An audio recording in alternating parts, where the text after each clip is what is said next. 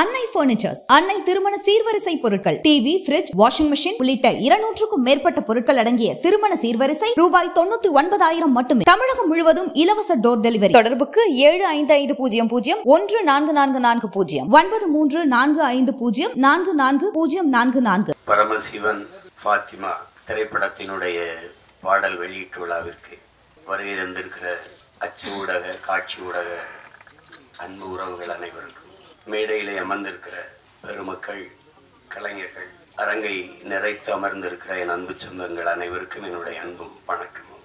பாடல் வெளியீட்டு விழா என்றாலே இசையமைப்பாளர் தான் அதனுடைய நாயகன். ஒரு சிறு வயது மிக நேர்த்தியாக அந்த இசையை கேட்கும்போதே ஒரு உற்சாகம் பிறக்குது. நான் என்னுடைய தம்பி கார்வன் கூட சொல்லிட்டு இருந்தேன். ரொம்ப நல்லா இசையமைச்சிருக்கிறார். அது குறிப்பாக அந்த திருமண விழாவில் வந்திருக்க அந்த பாட்டும் சரி, சிவனடியார்கள் ஆடுகிற அந்த பாடலும் சரி, மிக செறிவா அந்த பாட்டை தந்திருக்கிறார். அதுக்கப்புறம் கேட்டால் அவர் பின்னணி இசையுமே ரொம்ப திறம்பட செய்திருக்கிறதா சொன்னாங்க. இப்படி ஒரு இளம் வயதில் இவ்வளவு திறமை மிக்க ஒரு இசைக்கலைஞரை பார்ப்பது ரொம்ப வியப்பாகவும் பெருமையாகவும் இருக்கு. தம்பி தீவன் சக்கரவர்த்திக்கு என்னுடைய அன்பும் வாழ்த்துக்களும். பாடலுக்கு மெட்டுக்கு எழுதுவது என்பது எவ்வளவு கடினமானது என்பது தெரியும். அதில் என்னுடைய தம்பி ஏகாதேசி அதை ரொம்ப இளம் வயதிலிருந்து நான் அறிவேன், என்னையும் அவன் அறிவான். கம்யூனிச இயக்கங்களில் தமிழ்நாடு முற்போக்கு எழுத்தாளர் சங்கங்கள் நடத்துகிற கலை இரவுகளில் தான் நான் என் தம்பியுடைய ஐக்கோ எல்லாரும் நாங்கள் இணைந்தோம். இணைத்தது ஒரு கொள்கை உறவு, அதை தாண்டி எங்களுக்கு இரத்த உறவு எல்லாம். நம்பி கார்வண்ணன் குறிப்பிட்டது மாதிரி ஏகாதேசி என்றாலே அந்த ஆத்தாவும் சேல அந்த ஆகாயத்தை போல பாடலை யாரும் மறக்க முடியாது. அது இந்த தமிழ்நாடு தாண்டி உலகம் முழுமைக்கும் போய் சேர்ந்த ஒரு உன்னதமான ஒரு காவிய படைப்பு தான் சொல்லணும். தாயினுடைய அன்பை அந்த சேலையை வச்சு அவன் சொல்லியிருக்கிற விதம் அவன் ஆகச்சிறந்த கவிஞன் என்பதை காட்டும். அதுக்கப்புறம் நிறைய திரைப்படத்தில் பாடல்கள் எழுதித்தான். இந்த படத்தில் பாடல் எழுதியிருப்பது எனக்கு பெருமை, ரொம்ப மகிழ்ச்சி. அது என்னுடைய தம்பி கார்வன் படத்தில் வளர்ந்து வருகிற இளைய இசையமைப்பாளரோடு ஒளிப்பதிவாளர் என் தம்பி துரைமுருகன் தான் அந்த காணொலியை காட்டினார். இந்த முன்னோட்டத்தை அது எடுத்தோன்னே கேட்டது இது யார் ஒளிப்பதிவுன்னு. ஏன்னா எனக்கு தெரியுது அப்படின்னு. அது சுகுமாரனோன்னு அதான் நினைச்சேன் அப்படின்னு. அவனுடைய ஒளிப்பதிவு ரொம்ப சாதாரண ஒளிப்பட கலைஞனாக தான் வந்தான். அப்புறம் சேர்ந்து மிக உரிய காலத்துக்குள்ள அதை கற்றுக்கொண்டு தன்னுடைய திறமையை வளர்த்து சிறந்த ஒளிப்பதிவாளர்களில் ஒருவராக தன்னை நிலைநிறுத்திக்கிட்டான். அவனுடைய கும்கி ஆகட்டும், அதுக்கு முன்னாடி வந்த மைனா, 2 படமும் மிகச்சிறப்பாக. கும்கிலாம் ஒளிப்பதிவு அசாத்தியமாக செஞ்சிருப்பான். அது நிறைய ஆற்றலை வெளிப்படுத்தினா. அப்புறம் தம்பி சிவகார்த்திகேயன் நடித்த இந்த மான் கராத்தே அந்த படத்திலேயே அவன் ரொம்ப நல்லா இருக்கும் ஒளிப்பதிவு.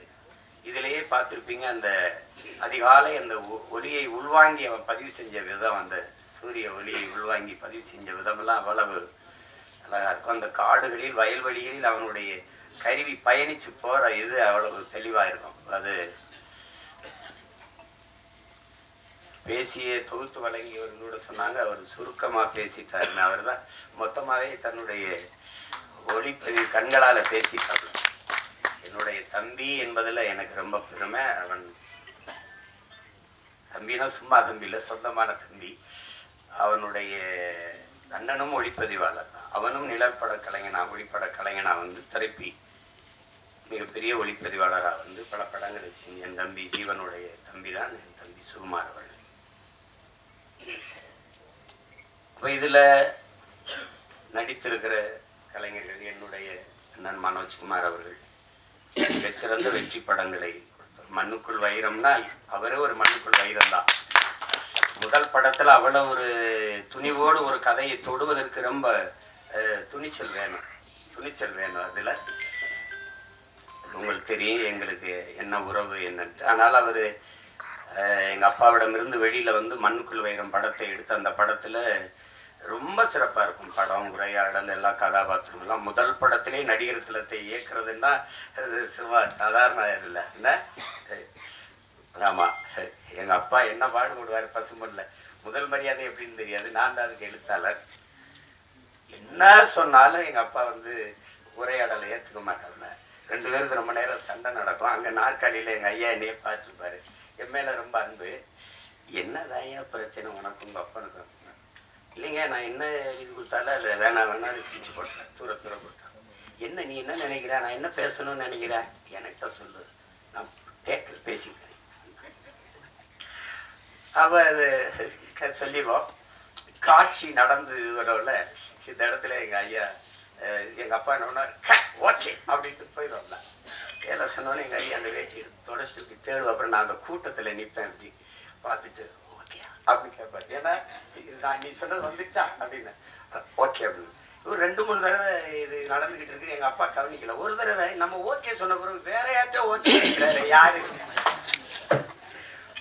அப்படின்னா அப்படி திரும்பி பார்த்தா கூட்டத்துல நானு உடனே இங்க என்ன நடக்குது அப்படின்னு நான் ஒரு விட்டம் ஓட, எங்க ஐயா ஒரு விட்டம் ஓடி தெரிஞ்சு அவர் அது மாதிரி அவர்கிட்ட அந்த பெரிய மேதையை வந்து முதல் படத்துல இயக்குறது என்பது சாதாரண அது ஒரு பெரிய வாய்ப்பு. மண்ணுக்குள் வைரம்னா வைரம் தான்.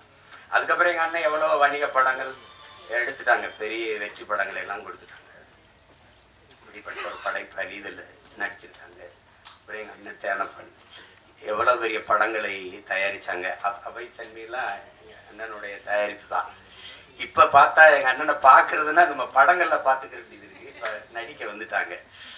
ஆனாலும் எங்க அண்ணனை வந்து அவரு குணத்திற்கும் அவர் படத்தில் நடிக்கிறது வில்லனா நடிக்கிறாரு சகிக்க முடியல. எங்க அண்ணனா வில்லனா எதுக்கு நடிக்கணும் அப்படின்ட்டு. அவ்வளவு நல்ல மனிதன். தேனப்பன் வந்து ஒரு சிறந்த தயாரிப்பாளர், சிறந்த நடிகரோட மிகச்சிறந்த நிர்வாகி. அதனாலதான் எங்க அண்ணன் கமலஹாசன்லாம் அவர் கூடவே வச்சிருந்தாப்புல. அப்படிப்பட்ட ஒரு திறமையான ஒரு மனிதர் எங்க அண்ணன் தேனப்பன் அவர்கள். அதுக்கப்புறம் எங்க ஐயா மகன் தொகுப்பாளர் சொன்னாங்க, உங்களுடைய தமிழ் ரொம்ப நல்லா இருக்கு அப்படின்னு. தமிழ் கடலின் மகன் வந்து தமிழ் பேசலைன்னா அப்புறம் என்ன இருக்குது சொல்லுங்க. எங்க அப்பா, நான் அப்பான்னு தான் சொல்லுவேன். அழைச்சா ஐயா ஐயா ஐயா நல்லாங்க நல்லாங்க என்னங்கய்யா அப்படின்னு. ஒன்றும் இல்லை ஐயா, படிக்கணுமையா வாழ்க தமிழுடன். எல்லாரும் நம்ம வணக்கம் ஹலோ அப்படிதான் அழைப்பு எடுப்போம். நான் அழைச்சோன்னே நான் தானே தெரிஞ்சிடும், வாழ்க தமிழுடன் சொல்லுங்க அப்படி பேசுவோம். அவ்வளவு ஒரு அன்பு. தமிழ் கடல்னா தமிழ் கடல் தான். ஒன்று சொல்றேன், நானும் எங்க ஐயா மேனும் நான் தம்பி படம் இயக்குறேன். நாங்கள் எல்லாம் ஒன்றா பணி செய்கிறோம். அதில் கவி பேரரசு முத்தமிழ் பேரறிஞர் ஐயா வைரமுத்துக்கிட்ட பாடல் வாங்க போகிறோம் 2 பேரும் இல்லையா ஐயம்மனே. அப்போ இங்கே இருக்குது ட்ரஸ்ட்புரத்தில். அங்கே போய் உட்காந்து பேசிக்கும்போது நான் அறிமுகப்படுத்துகிறேன் ஐயாவோட பையன் அப்படின்னு. உட்காருங்கன்னு பேசிட்டு ஐயா சொன்னது ஞாபகம் இருக்கு. வைரமுத்து அவர்கள், தம்பி கம்பன் கூட அவன் எழுதின காப்பியத்துல கொஞ்சம் வரிய மறந்தாலும் மறந்திருப்பான், ஆனா அப்பா மறந்திருக்க மாட்டாரு அப்படின்னு இல்லையா. அவ்வளவு பெரிய அறிஞன் அவரு. தமிழ் கடல்னா சும்மா இல்லை. அப்படி ஒரு பேரறிஞருடைய பெரிய தமிழ் பாகிஸ்தானுடைய மகன் எங்களுடைய ஐயா மகன். எனக்கு எப்பவும் எங்க ஐயா மகன், அவருக்கு எப்பவும் நான் அராஜகம்தான். அதுக்கப்புறம் சொல்லணும்னா எங்க அண்ணன் எம்எஸ் பாஸ்கர் சொல்லி சிரிச்சுக்கிருந்தான். இவெல்லாம் ஏன்டா நடிக்க வந்தான்னு சில பேரை தோணும். எங்க அண்ணன் ஏன் இவ்வளவு நாள் நடிக்க வரலைன்னு தோணும். ஒரு பின்னணி கலைஞனாவே இருந்து திரைமறைவிலே தன் குரலாலேயே பல பேருக்கு நடிப்புக்கு உயிர் ஊற்றிய ஒரு மாபெரும் கலைஞன். ஒரு காலம் அவரை கைவிடாம கொண்டாந்து நம்ம முன்னாடி நிறுத்திடுச்சு. எந்த கதாபாத்திரம்னாலும் ஆகச்சிறப்பா செய்யக்கூடிய ஆற்றல் இன்னைக்கு தமிழ் திரையுலகில் எங்க அண்ணனுக்கு தான் இருக்கு. அது பல படங்களை சொல்லலாம். அது சிறிய கதாபாத்திரம் பெருசு அப்படிலாம் கிடையாது. அதுவும் ஒரு தவம். என் தம்பி சொல்லும்போது சிவாஜி மாதிரின்னு எங்க அண்ணன் கூச்சப்பட்டார். நாங்க உங்களை சிவாஜின்னு சொல்லலை, அது மாதிரின்னா அப்படின்னா அந்த ஈடுபாடு.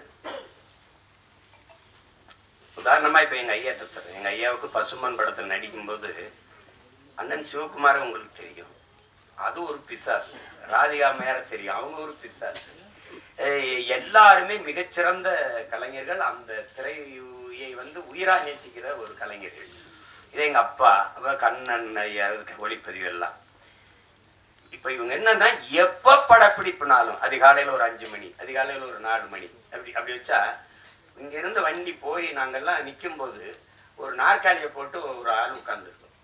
அது யாருன்னா எங்க ஐயா நடிகர் திலகம் அவர்கள் உட்கார்ந்துருப்பாங்க. தினம் கூச்சப்படுவாங்க, என்னடா நம்ம இவ்வளவு முன்னாடி வந்தோம், அதுக்கு முன்னாடி வந்து உட்கார்ந்துருக்காருடா அப்படின்னு நினைச்சு இவங்க எல்லாம் கூடி பேசுறாங்க. நாளைக்கு எப்படியாவது நம்ம சீக்கிரம் அவருக்கு முன்னாடி ஒரு 5 நிமிஷமா அதுக்கு முன்னாடி வந்துடணும்னு. புரியுதா உங்களுக்கு? எல்லாரும் பேசி வச்சு வரும்போது அதே மாதிரி முன்னாடி நாற்காலி போட்டு உட்காந்துருக்கோம். என்னடைய ஐயோக்கிய பிள்ளைலாம் எனக்கு முன்னாடி நீங்க வந்துருவீங்களா அப்படின்னு. அந்த இதுல இத்தனை படம் நடிச்சோம். அந்த ஈடுபாடு, அந்த முனைப்பு, அந்த ஆர்வம், ஒரு துளியும் குறையாத ஒரு மகனை நம்ம பார்க்கவே முடியாது திரையுலகில். கொடுத்தாலும் அந்த அர்ப்பணிப்பு முழுக்க உள்வாங்கி அந்த கதாபாத்திரத்தின் தன்மையோடு இணைந்து வெளிப்படுத்துகிற ஆற்றல் இன்றைய தலைமுறையில் எங்க அண்ணன் எம்எஸ் பாஸ்கருக்கு இணையா யாரும் இல்லை. அது சின்ன இப்ப நீங்க அண்மையில இப்ப ஓடிக்கொண்டிருக்கிற டூரிஸ்ட் ஃபேமிலி அந்த படத்தை பார்த்தீங்கன்னா கூட அந்த அந்த பையனை தம்பி சசியை வந்து இவர் கொடுமைப்படுத்துறாருங்கும் போது நம்ம கோபமா வரும். அவன் வந்து நிற்கும் போது அவன் நான் கேரளா மலையாளின்னு சொன்னது இல்லை, நான் இலங்கையிலேருந்து வந்திருக்கேன், இல்லை தமிழன்னொன்னே சாவியை தூக்கிவிட்டு கண்டிடு சேவ் பண்ண போகணும் அப்படி வரல. அது வந்து இங்கிலீஷ் நடிகை. என்ன இங்கிலீஷ் நடிகை? எங்க அண்ணன் கருப்பா போயிட்டானே வழி அவன் இங்கிலீஷ் நடிகை. மிகப்பெரிய கலைஞன். அவனுக்கு ஒரு வரம் வந்துருப்பாருங்க, தாத்தா காமராஜுக்கு குரல் பதிவு கொடுத்த கலைஞர். அது எவ்வளவு பெரிய இது. எப்படி சிலர் இதெல்லாம் இன்னும் எனக்கு நான் ஒரு தாய் வந்து குழந்தையோட வந்து ஐயா என் புருஷன் இப்படி போலீஸ் பிடிச்சிட்டு போயிடுச்சா, ஏன் பிடிச்சிட்டு போனாங்க, சும்மா பிடிச்சிட்டு போயிருக்க மாட்டாங்களே, இல்லை சாராயம் தானே பாச்சா, சாராயம் தானே ஐயா என் குடும்பம் கிடுமா அதுனா சேச்சே பாப்பா பாப்பா. அதெல்லாம் கொலகார பையன் கொலை பண்ணா அவனை மன்னிக்கலாம், ஒரு குடும்பம் தான் போகும். சாராயம் வச்சாதான் ஊரே நாசமாகி போயிடும், போப்பா உடனே மன்னிக்க முடியாது அப்படிம்பாரு. அதெல்லாம் அது அந்த அவர் என்ன உடல் மொழியில நடிச்சாரோ அதே அளவுக்கு தன்னுடைய குரல் வளத்தால குரல் நடிப்புல போய் பொருத்தி பேசுறதுங்கிறது குரல் கலைஞர்கள்ங்கிறது சாதாரணம் கிடையாது. அப்படி எண்ணற்ற படங்களுக்கு உயிர் கொடுத்த மகன் இன்னைக்கு திரையில நம்ம பாக்குறோம். நானே எங்க ஐயா மேனும் பேசிக்கிட்டு இருந்தாலும் ஒரு 15-20 வருஷத்துக்கு முன்னாடி வந்திருக்க கூடாதா அப்படின்னு. அது அவ்வளவு பெரிய அற்புதமான ஒரு கலைஞன் எம்எஸ் பாஸ்கரன் தான். அவர் இந்த படத்துல நடிச்சிருக்கிறார். அது என் தம்பியோட இயக்கத்துல. இப்போ என்கிட்ட கேட்கிறார், நீ ஏன்டா எனக்கு வாய்ப்பே கொடுக்கல, நான் படம் எடுக்கிற நிலைமையிலையான்னா இருக்கு அடிச்சு. அதுக்கப்புறம் என்னுடைய தம்பி விமல், நாங்க அவனை கதாநாயகனா பாக்குறது இல்லை. எங்க குடும்பத்துல ஒரு இளைய தம்பி அவன். எங்களுக்கு எல்லாருக்கும் அப்படித்தான். அவன் மேல நாங்க எல்லாரும் பேரன்பு வச்சிருக்கோம். எங்க குடும்பங்கள் இருக்கிற எல்லா நிகழ்வுலையும் அவன் இருப்பான். அப்படி செல்ல தம்பி அவரு. அவனுடைய வெற்றி, அவனுடைய வளர்ச்சியில எங்களுக்கெல்லாம் பெரும் ஆர்வமும் பெரும் மகிழ்ச்சியும் இருக்கு. இன்னும் அவனுக்கு களவாணி மாதிரி படம் வரணும், இருந்தாலும் அவனுக்கு வாகை சுடவா மாதிரி படம் நிறைய வரணுங்கிறத என்னுடைய இது. அந்த படத்துல என் தம்பி சக்குனமும் இன்னும் அவனுக்கும் அந்த மாதிரி ஒரு படம் வரணும். என் தம்பி விமலுக்கும் அவ்வளவு சிறந்த ஒரு படம். அது பல விருதுகளை எல்லாம் வென்றது. ஒரு வாழ்வியலை இந்த வறண்ட நிலப்பகுதியில் வாழ்கிற செங்கல் காலவாயில் இருக்கிற அந்த மக்கள், அந்த பிள்ளைகளின் கல்வி, எவ்வளவு சிறந்த படைப்புல நடிச்சு அந்த தம்பி இதுல கதாநாயகன் நடிச்சிருக்கிறார். சாயா அவங்க எங்க அண்ணன் பொண்ணு. அவங்க மறந்துருப்பாங்க, ஒரு தடவை எங்க அண்ணன் மகள் நடிச்சுக்கிட்டு இருக்காவா அறிமுகப்படுத்தினார் யார் கண்ணன். நாங்கள்லாம் ஒரே குடும்பம். அதுல நம்ம வீட்டு பொண்ணு நம்ம படத்தில் நடிச்சிருக்கிறது பெருமை. அடுத்து சாஸ்விதா அவங்க கேட்டேன். அவங்க பேரு கனிமொழின்னாங்க. அவங்க இப்ப சேஸ்வதா ஏதோ பேரை மாற்றி வச்சிருக்காங்க. தமிழ் எப்படி அழியுதுன்னு கேட்டீங்கன்னா இப்படித்தான். கனிமொழின்னு ஒரு பேரை மாற்றி வைக்கிறது அப்படிதான். என்ன பண்றது, ரெயின்போன்னு ரெயின்போன்லேயே தமிழ் எழுதுன்னு சொல்றாங்க. அதெல்லாம் நம்ம மொழியில பேர் வச்சுக்கிறது கூச்சப்பட வேண்டியது இல்லை. நீங்க நல்ல பேர், அதெல்லாம் உங்க பேரு கனிமொழி அவர்கள். அடுத்து என்னுடைய தம்பி சுரேஷ், என் மண்ணுக்காரன், என் மேல பெரிய பாசம் கொண்டவன், என்ன மனசுல பட்டதை கூச்சமில்லாம பேசுவான். அது மற்றவங்களுக்கு வெறுப்பா இருக்கு. இப்போ என்னையெல்லாம் பார்த்தா சில பேருக்கு அருவறுப்பா இருக்கு, வெறுப்பா இருக்கு, என்னத்தையோ பேச்சு கிடக்கிறாப்புல இருந்தாலும் அப்படின்னு. அது மாதிரிதான் அது அவனுடைய இயல்பு. அவனுடைய இயல்பு. அவனுக்குள்ள நல்ல ஒரு மனிதன் இருக்கான், நல்ல மனிதாபிமானம் இருக்கு. ஈரு உட்காரு. சிவன் கைகட்டி நின்னா சரியா இல்ல. என் பாட்டன் ஆதி பெரும்பாட்டன் கைகட்டுறது சரியா இருக்குது. அதுக்கப்புறம் விஆர் அவரு, விமல் அவர், நீங்க நல்லா வரணும், நல்ல உடலை நல்லா பேண்டுறீங்க, உங்களுக்கு பாராட்டு. நீங்க அதை தொடர்ச்சியா செய்யுங்க. இன்றில் என்றாவது சரியான வாய்ப்பு வந்துடும். என் தம்பி அருண் விஜய் தெரியுமா, OMCல நாங்கெல்லாம் பயிற்சி எடுப்போம். அப்ப அவன் நல்லா உடலை வச்சிருப்பான். வாய்ப்பு சரியா வரல. நான் சொன்னேன், நீ இதை மட்டும் சரியா செஞ்சுக்கிட்டே இரு, ஒரு நாள் நீ சரியான இடத்துக்கு வந்து வென்றுவாங்க. அதே மாதிரி அவனுக்கு படம் வந்து அடிச்சிட்டான். தடயம் அந்த படங்கள்லாம் வந்து குற்றம் 23 அடிச்சிட்டான். அதனால அதை மட்டும் சரியாது. உங்களுக்கு ஒரு சான்று உட்காருங்க சார். எனக்கு எங்க அண்ணன் சரத்குமாரை நான் அண்ணன் கூப்பிடுவேன். நாங்க ரொம்ப நெருக்கம். விண்ணூர்தி நிலையத்துல சந்திச்சோம். இப்போ பொன்னியின் செல்வன் வெளியாயிடுச்சு. வணக்கம் இந்த வயசுல ஐஸ்வர்யா ராய் ஜோடி கேக்குது அவளு பொறாமேடான். அவர் சார் டே உடலை நல்லா வச்சுக்கிட்டா எந்த வயசுலயும் சாதிக்கலாம்டாங்க. அதான் எல்லாருக்கும் சொல்றேன், நம்பிக்கையோடு இருங்க, சாதிக்கலாம். அப்புறம் எல்லாரையும் சொல்லிட்டேன். தம்பி புவன் படத்தொகுப்பாளர், அதுக்கப்புறம் அம்மா ஆதிரா அவர்கள், அவங்க எங்க ஊருக்கு பொண்ணவங்க, பாண்டிச்செல்வி அவங்கள வந்து இன்னைக்கு பார்த்தாலும் அந்த மருது படத்துல 2 கையிலையும் கம்பெடுத்து சுத்துறதா இருந்து காட்சி தான் எனக்கு ஞாபகத்துக்கு வருது. ரொம்ப அருமையான பெண்மணி. நமக்கு தமிழ் திரையுல கிடைச்ச ஒரு இயல்பான முகம், இயல்பான நடிப்பை வெளிப்படுத்தக்கூடிய ஒரு திறமையான கலைஞர் அவங்களுக்கு என்னுடைய அன்பும் வாழ்த்துக்களும். எல்லாரையும் சொல்லிட்டு நினைக்கிறேன். என் தம்பி சுகுமா இருக்கான். திரையுலகத்தை தாண்டி நடிப்பு, இதை தாண்டி என் மேல அன்பு வந்த ஒருத்தன். அவனுக்கு மொழி இனப்பற்று அதிகம். காதல் படத்துல இருந்தே தம்பி சுகு எனக்கு தெரியும். அப்புறம் மகேந்திரன் சிறந்த கலைஞன். அவனுக்கு வாய்ப்பு சரியா அமையல. அவன் நடித்த சல்லியர்னு படம் இருக்குது, சல்லியர்கள். அதில் அவன் தான் கதாநாயகன். மிகச்சிறப்பா நடிச்சிருப்பான். இருக்கானா போயிட்டான். மகேந்திரன் ரொம்ப சிறப்பா நடிச்சிருப்பான். ஒரு போராளியா வந்திருப்பான். அவன் காலம் இருக்கு, எங்க போயிருப்பது. நல்ல திறமையான கலைஞன். அப்புறம் என் தம்பி துரைமுருகன், சரி, அவன் சமூக பற்றாளர், சமூக என் தம்பி கிடாரி அப்படின்னா அவங்களுக்கு தெரியும். அது காலையில கிடாரி மாடுகள் நாங்கள் சொல்லுவோம். அது ஒரு திமிர் எடுத்த தனவெடுத்தது அது சொல்லுவோம். அது கிடாரி படத்துல ரொம்ப அருமையான இது கையாண்டது. குறிப்பா எங்க அண்ணன் வேல ராமூர்த்தியுடைய கதாபாத்திரம் எனக்கு இன்னும் மனசுல இருக்கு. தம்பி பிரசாத் முருகேசன் அவர்கள். நாங்கள்லாம் அந்த படத்தை பார்த்து யார் இயக்குனர்னு நான் எங்க ஐயா மேனும் பேசி பார்ப்போம். மத்தகம் பார்த்துட்டு தான் கேட்ட ஐயா மேனை, யார் ஐயா மேனை இவ்வளவு சிறப்பா இருக்கு, எங்க கிடாரி பட இயக்குனர் தானோன்னா அதுக்கப்புறம் நானே அழைச்சி பேசி வாழ்த்துனேன். ரொம்ப திறம்பட்ட. அவனுக்கு என் மேல அன்பு இருக்கு இல்லையா, அவனுடைய மகனுக்கு என் மேல பேரன்பு பிடிப்போம். என்னை பார்க்கறதுக்காக வந்திருக்காருனாங்க. நான் அவனை சந்திக்கணும். இது எல்லாரையும் சொல்லிட்டேன். என்னுடைய தம்பி கார்வண்ணனை பற்றி உங்களுக்கு சொன்னோம். நாங்க வந்து அவர் எந்த திசையில் இருந்தார், நான் எந்த திசையில் இருந்தேன்னு தெரியல. ஆனா எங்களை ஒரு உணர்வு வந்து இணைக்குது. அது எங்களுடைய மொழி இனப்பற்று. அப்ப அவர் எடுத்த படங்கள், இப்பதான் படம் வந்து பார்க்கும்போது அவர் பெட்டிக்கடை முதல் படம், அதுவும் கிராமத்துல நடந்த அனுபவத்தில் எடுத்ததுதான்.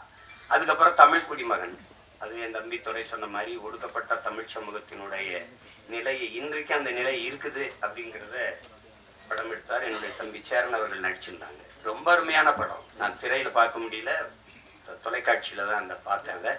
பார்த்துட்டு நான் பாராட்டி வாழ்த்து அறிக்கையெல்லாம் கொடுத்தேன். ரொம்ப சிறப்பா இயக்கியிருந்தார். அது உரையாடல்கள், திரைக்கதை, போக்கு எல்லாமே மிக நேர்த்தியாக இருந்தது. அடுத்தது இப்ப இந்த படம் வந்து மிக சிறப்பா வரும்னு நினைக்கிறேன். அவர் தொடர் ஒரு பிரச்சனையை, அந்த பிரச்சனையை தொட பயந்து தான் அதை சரி செய்ய முடியாமலே போயிருக்கு. அது ஒரு சமூகத்தில் இருக்கிற பெரிய அவலம் தான். சில இதை பேச மறந்துடும் இல்லையா? மேல்பாதி மங்கலத்தில் கோயிலுக்குள்ள விட வேணா நமக்கு எதுக்கு பிரச்சனைன்னு நினைக்கிறாங்க. அது ஓட்டுக்காக நிற்கிறவன் தான் அதை சிந்திப்பான், நாட்டுக்காக நிற்கிறவன் அதையெல்லாம் சிந்திக்க முடியாது. நீ போட்டா போடு, போடலைன்னா போ, சரி எதுவாக தான். உலகத்தில் என் அன்பு சொந்தங்கள் உங்களுக்கு சொல்லுவேன், உலகத்தில் சாதித்த எல்லோரும், இந்த உலகத்தை எவ்வளவு பெரிய மாறுதலுக்கு கொண்டு வந்த எல்லோரும் தன் மனச்சான்று வழிகாட்டுதன்படி நடந்தவன் தான் இவ்வளவு பெரிய மாறுதலை கொண்டு வந்துட்டான். நீங்க சின்ன சமரசம் செஞ்சாலும் அது சரியா வராது. என்ன சொல்றா, நீங்க ஒவ்வொருத்தனும் என்ன சொல்றான், உலகமே உன்னை இது செய் என்று சொன்னால் சரியில்லை என்று பட்டால் செய்யாத, உலகமே செய்யாதே என்று சொன்னால் சரி என்று பட்டால் செஞ்சிடும். அதுதான் கோட்பாடு, அதை தான் நம்ம செய்யணும். விவேகானந்தர் நமக்கு என்ன கற்பிக்கிறார்? எதற்காகவும் உண்மையை விட்டு கொடுத்துறாத, ஆனா உண்மைக்காக நீ எதையும் விட்டு கொடுங்க.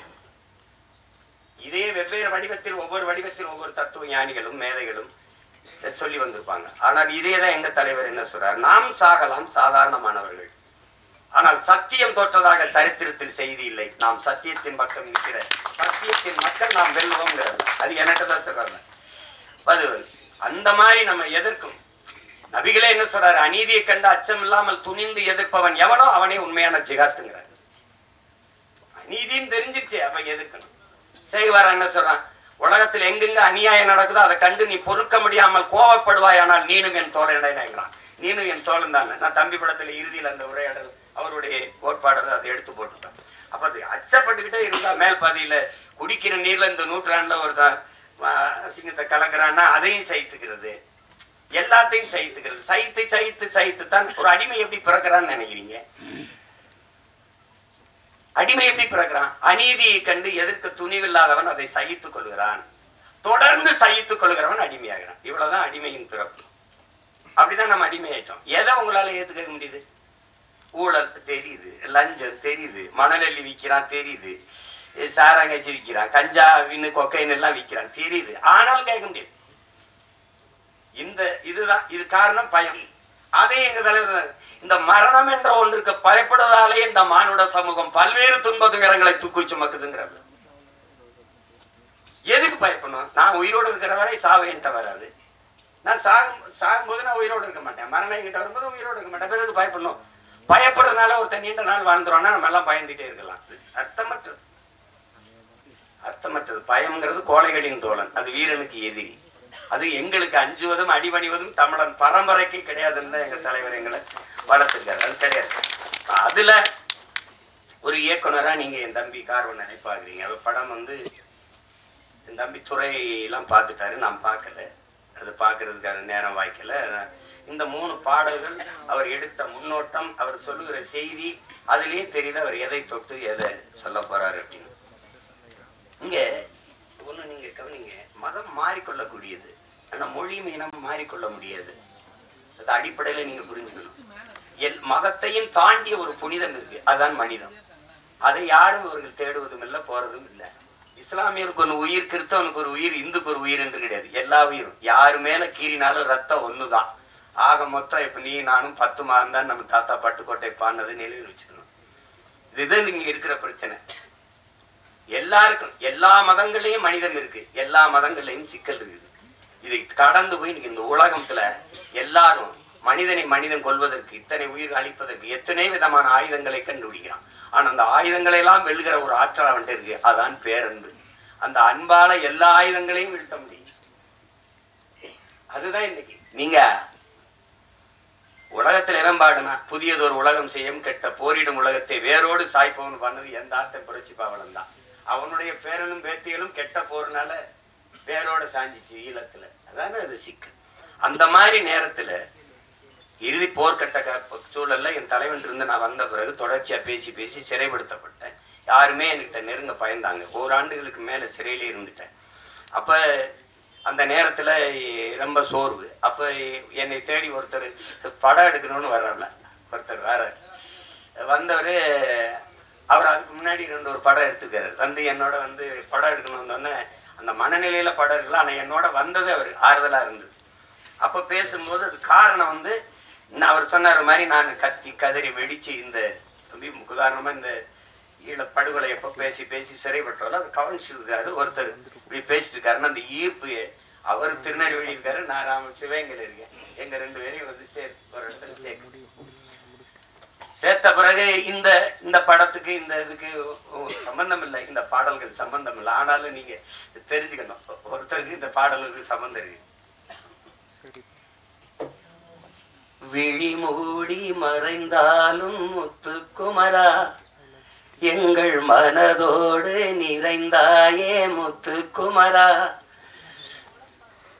தாய் அன்போடு தனையேந்த முத்துக்குமரா, உன் பெரும் தியாகம் மறவோமே பச்சை தமிழா, நீ விழி மூடி மறைந்தாலும் முத்துக்குமரா,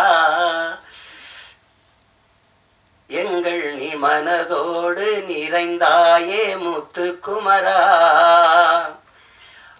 பகைமையும் துரோகமும் தாய் மண்ணை சூழ பாவிகள் கூட்டமோ நம்மை வந்து ஆள, எரிமலையாயளவே மறந்திங்கு போக, எலி பொறியில் எலியாய் தமிழனும் நோக, மனம் பொறுக்காமல் சென்னறுப்பாலே உனை தீண்டியே எம் உணர்வையே எரிய வைத்தாயே நீ. இந்த பாட்டு பாருங்க, விழி மூடி மறைந்தாலும் முத்துக்குமரா எங்கள் மனதோடு நிறைந்தாயே முத்துக்குமரா.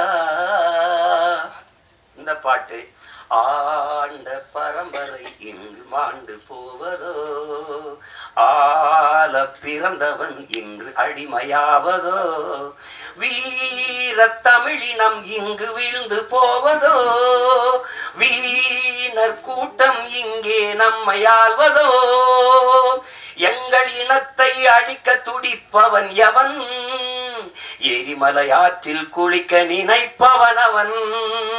இந்த பாட்டு தலைமகனே எம் பிரபாகரனே தலைநகரே திரிகோண மலையே. இந்த பாடல்கள் வந்து இன்னைக்கு தமிழ்நாட்டில் எல்லா இடங்களையும் ஒழிக்குது. எங்களுடைய இன உணர்வுள்ள மக்கள் கூட்டங்கள்ல இது பரவலா கேட்கப்படுது. எங்களுடைய கட்சி பாடல்ல இது ஒரு கொள்கை பாடலா பரப்பப்படுது. இந்த பாட்டை வந்து 2010ஆம் ஆண்டு இதை தயாரிச்சு நாங்கள் செய்கிறோம். இதை தம்பி இசைநந்தன் ஒரு தம்பி எழுதின பாட்டை என்னுடைய அன்பு மைத்தனர் கவிதாஞ்சனை வச்சு இந்த பாடல்களை பதிவு செஞ்சோம். அதுக்கு அன்றைக்கே 10 லட்சம் ரூபாயை செலவழித்து இந்த பாட்டை பதிவு செய்து கொடுத்த தம்பி தான் என்னுடைய ஆர்வீர் தம்பி. அவனுக்கு இந்த மொழி மீதும் இனத்தின் மீதும் இருக்கிற பற்றுக்கு இதுவே உங்களுக்கு ஒரு சான்று. நாங்கள் 2 பேரும் இணைந்தோம் அப்படின்னா மொழி அழிந்தால் இனம் அழிந்து விடும். தமிழ் இல்லைன்னா தமிழர் இல்லை, தமிழர் என்ற இனம் இல்லைன்னா நாடு இல்லை, அவ்வளவுதான். இங்க எல்லாரும் தமிழ் தேசிய அரசியல், தமிழ் தேசிய அரசியல்னா ஒரு தீண்டத்தகாத வார்த்தை போலவும் வேற்றுக்கிற சொல்பவரும் மொழி காக்க, இனம் காக்க, மண் காக்க, மண்ணின் வளம் காக்க, மண்ணின் மக்களின் நலம் காக்க, அந்த மக்களின் மானம் காக்க ஒரு அரசியல் இருக்கு. அந்த அரசியல் தான் தமிழ் தேச அரசியல். இதெல்லாம் தேவையில்லைன்னா இது தேவையில்லை. அதான் சொல்றாங்க, இது தேவை.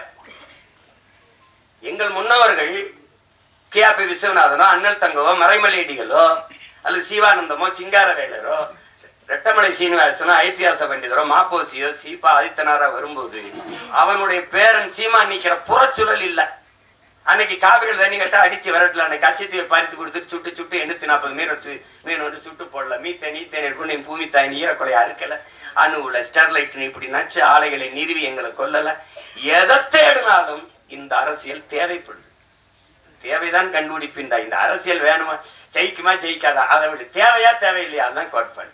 இப்போ அந்த அடிப்படையில் நாங்கள் இணைந்து பணி செய்தோம். என் தம்பி என்னோட ஒரு தம்பியாகும், உணர்வால இணைந்தாலும் உறவான ஒரு உயிரான தம்பியா எனக்கு முதன்மை தளபதியா களத்துல நின்னா என் தம்பி கார்வண்ணன்.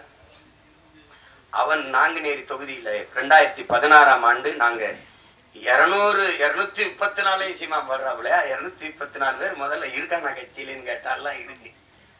இப்ப மறுபடியும் போட போறானா தனிச்சுன்னு கேட்கிறாள் இருக்குது. அப்ப போட்டோம். அதுல நாங்குநேரியில ஒரு தளபதியா நின்று களத்துல பணி செய்தவன் என்னுடைய தம்பி கார்வண்ணன். திரைப்பட இயக்குனர் நினைச்சுக்கிங்க, அவனுக்குள்ள இருக்கிற போர்க்குணம் தான் இந்த மாதிரி கதைகளை தொடணும்ட்டு. அன்னைக்கு அவனுக்கு ஆதரவு இல்லை, இன்னைக்கு அண்ணன் இருக்கு, அண்ணனுக்கு பின்னாடி பெரிய படை இருக்கு, அதனால அவ ஒன்றும் இல்லை. திரையரங்கு கிடைக்குமா கிடைக்காதான்னு ஒரு அச்சப்படுற சூழல்ல நம்மளை தள்ளி விட்டுருக்காங்க. அதெல்லாம் மாறும். அதுக்கு ஒரு காலம் வருது. காலம் வரும் என்று காத்திருந்த தலைவனின் பிள்ளைகள் இல்லை, எங்களுக்கான காலத்தை உருவாக்கிய தலைவனின் பிள்ளைகள் நாங்க. எல்லாரும் நீரின் போக்குல நீரில் நீஞ்சினவங்க இருக்கான், நெருப்பாற்றில் நீஞ்சியவன் எங்கள் தலைவன், அவன் பிள்ளைகள் நாங்க. இதெல்லாம் ஒண்ணும் இல்லை. உங்களுக்கு எல்லாருக்கும் சொல்றதுக்கு முன்னாடி என்கிட்ட வந்து ஒரு தடவை பேசும்போது பேச்சுவாக்கில் சொல்றாப்புல, இந்த சாவு மனிதன் இந்த மரணம் ஒன்று பயப்படுறதுனாலதான் எல்லா சிக்கலையும் எதிர்கொள்ள வேண்டியது இருக்குதுன்னு ஒரு தடவை சொல்லிடுறாரு. திருப்பி தம்பி போறான் திருப்பி அப்படிங்கும்போது ஒரு தடவை சொல்றாரு, சாக துணிஞ்சிருங்க, எல்லாம் உங்களுக்கு சாதாரணமாயிரும். ஏன்னா சாக பயந்தவன் தரித்திரமாகிறான், சாக துணிஞ்சவனே சரித்திரமாகிறான். சான்று சாக்ரட்டிஸ் மரண தண்டனை விதிச்சாச்சு, அது குப்பியில வந்து விஷத்தை ஊத்தி வச்சாச்சு, 1 மணி நேரம் கழிச்சு குடிக்கலான்றான். யாரு? விஷத்தை ஊத்தினவன். வச்சு கை எடுக்கிறது எடுத்து குடிச்சிடல, சாவுக்கு பயப்படல. 1 மணி நேரம் கழிச்சு குடிக்கலான்றான், உங்களுக்கு அவகாசம் கொடுக்குறோம், எடுத்து குடிச்சிடல. அதனாலதான் அவன் சரித்திரத்தில் அவனுக்கு இடம். உங்களுக்கு புரியுது நினைக்கிறேன். பகத்சிங் வந்து மன்னிப்பு கடிதம் எழுதி கொடுத்தா விட்டுறேங்கிறான் துப்பி சண்டனில். ஆளுநருக்கு கடிதம் போகுது, பகத்சிங் அனுப்புறான். மன்னிப்பு கடிதம் தான் பகத் கேட்டான்னு நினைச்சு பிரிக்கிறாப்ல. பிரிச்சா பைத்துக்கிறா, நீ என்ன நீ தூக்குல போட சொல்லியிருக்க, அதை ஏற்க முடியாது. நான் உனக்கு அரசியல் போர் செஞ்சிருக்கேன், அதனால என்னை துப்பாக்கியில சுட்டு கொள்ளு, இல்லைன்னா பீரங்கி வச்சு நெஞ்ச பிளந்து கொள்ளு, தூக்குல போடாத. ஏன்னா வந்து அப்படிதான் உங்களுக்கு அதை படிச்சுட்டு அவனுக்கு வேர்த்திருச்சு, மிரண்டுட்டான். அதனாலதான் சரித்திரத்தில் அவனுக்கு இடம். உங்களுக்கு புரியுதுன்னு நினைக்கிறேன். இவன் வந்து நண்பர்கள் சொல்றாங்க, பகத் நீ வெளியில வா, நம்ம வந்து இன்னும் வீரியமா போராடலாம், ஒரு மன்னிப்பு கடிதம் தானே எழுதி கொடுத்துட்டு வந்துருன்ட்டு. பகத் சொல்றான், எல்லாரையும் போலதான் எனக்கும் வாழணும்னு ஆசை இருக்கு, ஆனால் நான் வெளியில வந்து வீரியமா போராடுவதை விட இந்த மரண கயிற்றை துணிஞ்சு முத்தமிட்டன்னா பகத்தை போல வீரமிக்க மக்களை இந்த மண்ணின் விடுதலைக்கு பெற்றுத்தர வேண்டும் என்று எண்ணற்ற தாய்மார்கள் விரும்புவாங்க, அதனால நான் இந்த தூக்கு கயிறை முத்தமிடுறேன். ஆனாலும் பகத்துக்கு அந்த வீரமிக்க மரணத்தை வெள்ளக்காரன் தர சரியா இல்லை, சம்மதிக்கல. தூக்குதான்ட்டான். தூக்குல போடும்போது அவன் கேட்கிறான், நீ ஏன்டா இந்த காலத்தை ஏன்டா நீ இந்த துப்பாக்கியில சுட சொன்ன, ஏன் பீரங்கில சுட்டு கொள்ள சொன்ன? இல்ல, என் உடலிலிருந்து கடைசி உயிர் துளி பிதுங்கி வெளியேறுகிற வரை என் தாயில்லத்தை என் கால்கள் தொட்டுக்கொண்டே இருக்கணும், அதுக்குத்தான் நான் என்னை துப்பாக்கியில சுடுன்னு சொன்னேன்றான். திருப்பி தூக்குல போடும்போது அந்த கருப்பு அங்கி போட்டு மூடுவான், அந்த பிளாக் மாஸ்க், 2 பேர் தான் எடுனவன், ஒன்னு பகத்சிங் இன்னொன்னு சதாம் ஹுசேன். உங்களுக்கு தெரியும் நினைக்கும். எடுறான்ட்டான் பகத்சிங், அந்த கருப்பு துணியை எடுறான்ட்டான். எடுத்துட்டு போட சொன்னேன். ஏன்னா அந்த விழி பிதுங்கி என் உயிர் வெளியில கசிந்து போற கடைசி நொடி வர துளி வர என்னுடைய கண்கள் என் தாய் மண்ணை பார்த்துக்கிட்டே சாகணும்டான்னா. அதனாலதான் பகத்சிங் இன்னைக்கு வந்து நம்ம சரித்திரத்தில் இருக்கான். சேகுவேராவை சுடுறதுக்கு எதிரி நிறுத்தும் போது இப்படி குறி வைக்கிறான். அப்படி குறி வைக்கும் போது, டியர் காம்ரேட், நீங்க என் நெத்திக்கு குறி வைக்கிறீங்கன்னு நினைக்கிறேன், கொஞ்சம் இடது பக்கமா வாங்க, இப்ப சுடுங்கன்னுட்டான். அதனாலதான் சேகுவேரா கேட்கலாம் உங்களுக்கு. அப்ப மரணத்துக்கு பாய்ந்தவெல்லாம் உங்களுக்கு தெரியும். விவேகானந்தர் சொல்றாருல, வரலாற்றில் எப்போதும் வீரர்களுக்கு தான் இடம், அடிமைகளுக்கு இடம் இருந்திருக்கு. ஏன் ஏழைகளுக்கு கூட வரலாற்றில் இடம் இருந்திருக்கு, கோழைகளுக்கு ஒருபோதும் வரலாற்றில் இடம் இருந்தது இல்லை. அதனால இதுக்கெல்லாம் பயந்தா ஒண்ணும் இல்லை. அப்ப அந்த துணிவுல தான் என்னுடைய தம்பி இந்த கருத்தை துணிஞ்சு எடுத்து படத்துல பதிவு செய்யறான். அவருக்கு என்னுடைய பாராட்டுக்கள்.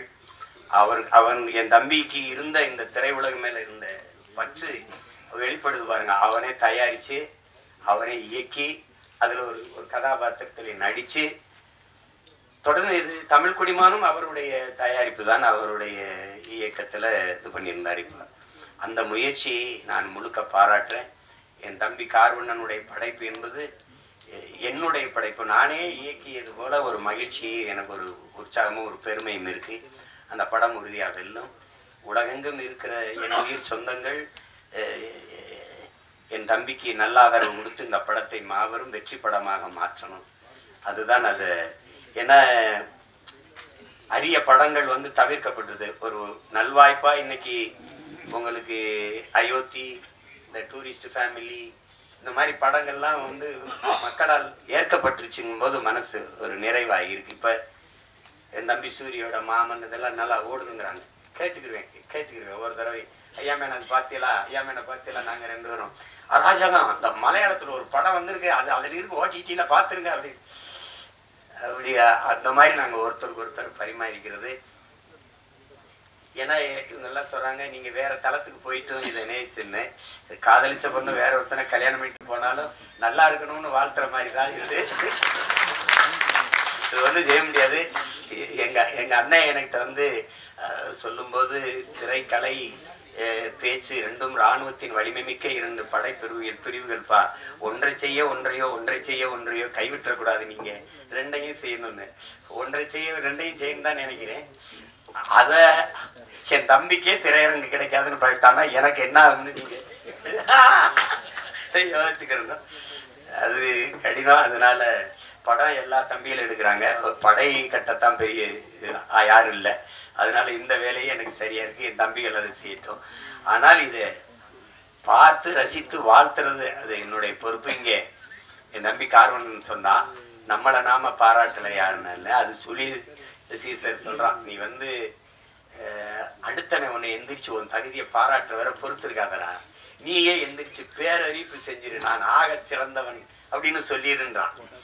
அதனால இப்ப எங்க அண்ணன் MS பாஸ்கரை நாங்க பாராட்டல, யார் பாராட்டுவா? இப்ப என் தம்பி கூல் சுரேஷ் அவனே பேசிட்டான். ஆனா நீங்க என்ன நினைக்கிறீங்க, அவனை பைத்தியக்கார மாதிரி பாக்குறீங்க. இதுதான் பிரச்சனை. எங்க அப்பா பாருங்க, எங்க அப்பா பாருங்க, பசும்பன் படத்துக்கு பாட்டு இசைக்கிறது முதல்ல ரகுமான் அவர்கள் தான் இசை. அவன் 2 பேரும் வண்டியில போயிட்டு இருக்கான், எங்க அப்பாவே வண்டி விட்டாங்க. வண்டி விட்டு அதுல சொல்லுக்குள் வார்த்தையை சுருக்கி வைக்கும் சூத்திரதாரி கண்ணனுடைய ஆகாயத்தின் மறுபக்கத்தையும் அவருக்கு பார்த்துட்டு இப்படி வருது, விருப்பி எழுதி. அப்பா இப்படி நம்மளை நாமளே பாராட்டி பேசிக்கிறது நல்லாவா பாருக்கு? கேட்கறவங்க ஒரு மகனே, நம்மளை நாமே பாராட்டிட்டா தாண்டா, வேற எவனும் நம்மளை பாராட்ட மாட்டாண்டா. அப்பத்தான் நான் முடிவு பண்ணேன், நீங்க ஓடும் போது எவனும் உற்சாகப்படுத்த கைதட்டலாம், நீங்களே கைதட்டிட்டு ஓடிட வேண்டியதான். உங்களை நீங்களே உற்சாகப்படுத்திக்கணும். இல்லைன்னா யாருமே பாராட்டணும் இந்த சமூகம் முன்னாடி வரவனுக்கு தான் கைதட்டும், 3வது வரவனுக்கு கைதட்டாது. அவன் சொல்றான்ல, முன்னாடி வந்தவனுக்கு 1வது வந்தவனுக்கு கைதட்டுற, அவன் வெற்றி கழிப்புல இருப்பா, நீ கைதட்டுறதே அவன் காதுல விடாது. ஆனால் 3வது வந்தவன் முதுகுல தட்டி கொடு, அவன் மரணம் வரைக்கும் உன்னை மறக்க மாட்டாங்க.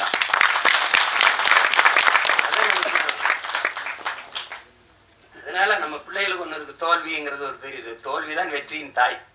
தோல்வியே சொல்லுது, என்னையை தொட்டு விட்டு போனவன் தோற்றதாக வரலாற்றில் செய்தில்லை இல்லையா? எளிதில் வென்றவனின் மீதையும் மலரை விட மெல்லிதா இருக்கும், தோற்று வென்றவனின் மீதையும் இரும்பை விட கடினமா இருக்கும்ன்றான். அதனால அது ஒரு சிக்கல் இல்லை. இந்த படத்தை பொறுத்த வரைக்கும் அதுல என் தம்பி அவன் சொல்ல வந்த செய்தி, அதை எடுத்துக்கிட்ட செய்திக்கே ஒரு பாராட்டு, அந்த துணிவுக்கு ஒரு பாராட்டு. இல்லைன்னா நீ சீமானின் தம்பியா இருந்து பயனே கிடையாது. அதனால ஒரு பாராட்டு. உலகமெங்கும் இருக்கிற நம் உயிர் சொந்தங்கள் நல்ல திரைப்படத்தை ரசிக்கக்கூடிய, ஏற்று பாராட்டக்கூடிய, கொண்டாடக்கூடிய மக்கள், இங்கே நல்ல திரைப்படங்களை கொண்டு போய் சேர்த்த செய்தியின் தூதுவர்கள் இருக்கிறார்கள். இங்கே ஊடக உறவுகள் எல்லாம் மதிப்புமிக்க பெருமக்கள் எல்லாம் இருக்கிறாங்க. அவர்களுக்கெல்லாம் சிறந்த படத்தை பாராட்டி கொண்டு போய் சேர்க்கணுங்கிற பொறுப்பும் கடமையும் உள்ளவர்கள். உறுதியாக இந்த படத்திற்கு பேராதரவு கொடுப்பார்கள். என்னுடைய தம்பி தன்னுடைய முழு முயற்சியில் அவரே எழுதி இயக்கி தயாரித்து நடித்து, தம்பி விமல் அவரோட இளம் கலைஞர்களை எல்லாம் இணைத்து கொண்டு உருவாக்கி இருக்கிற இந்த பரமசிவன் ஃபாத்திமா இந்த படம் மிகப்பெரிய வெற்றியடைய என்னுடைய வாழ்த்துக்கள்.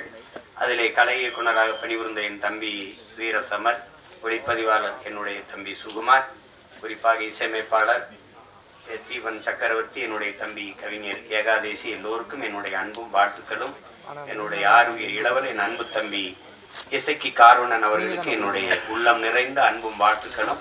படத்தின் வெற்றிக்கு என்னுடைய வாழ்த்துக்கள். உங்கள் அனைவருக்கும் என்னுடைய அன்பும் வணக்கமும்.